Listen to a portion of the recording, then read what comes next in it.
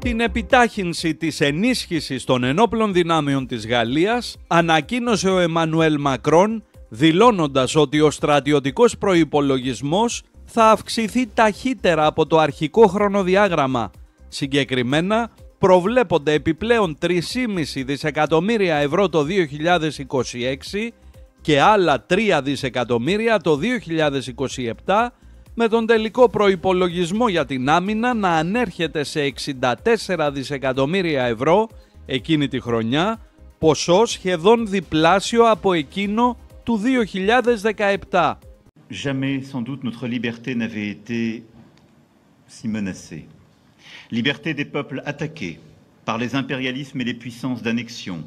Liberté bafouée quand les règles de la guerre sont effacées, quand chacun s'exonère du droit international, quand l'espérance de la paix est anéantie. En Europe, au Proche et Moyen-Orient, comme en Afrique. Et quand il n'y a plus de règles, c'est la loi du plus fort qui l'emporte. Liberté de notre Europe, mise en danger au moment où la guerre a été portée sur notre sol avec l'invasion de l'Ukraine, alors que les États-Unis ont ajouté une forme d'incertitude et que notre Europe se trouve placée à la lisière d'un vaste arc de crise qui part du golfe de Guinée, traverse le Sahel jusqu'au Proche-Orient et en Iran. Soyons clairs, nous, Européens, devons désormais assurer notre sécurité nous-mêmes. Liberté de notre modèle économique aussi. Quand les entreprises s'imaginent devenir des États, les États devenir des empires, et quand les terres sont à confisquer, les ressources à accaparer, ou le commerce mondial à capturer.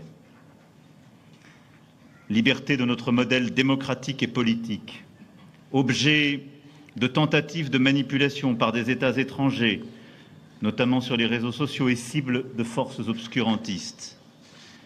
Liberté individuelle également, parce que dans l'ère des écrans, c'est l'esprit des hommes, en particulier des jeunes générations, qui devient la ligne de front de la guerre économique, technologique et culturelle. Liberté de la nation enfin, quand les risques de la division menacent notre unité et que nous devons affronter tant de défis pour rester libres, maîtres de notre destin. Alors face à tous ces risques qui pèsent sur notre liberté, nous avons initié en janvier dernier un état des lieux de notre environnement et des défis à venir. Ce travail est aujourd'hui achevé et la revue nationale stratégique qui a été pilotée par le SGDSN et à laquelle nombre d'entre vous, et je vous en remercie, ont largement contribué, sera publiée demain. Cette revue pose un diagnostic clair et précis.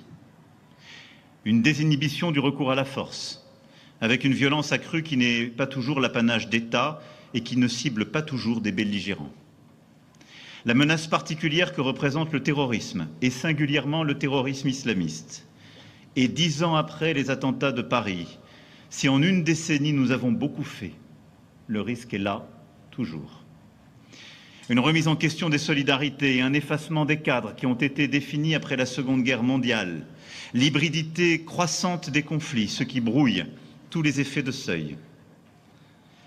La permanence d'une menace russe aux frontières de l'Europe, du Caucase à l'Arctique. Une menace préparée, organisée, durable et à laquelle nous devrons être capables de faire face.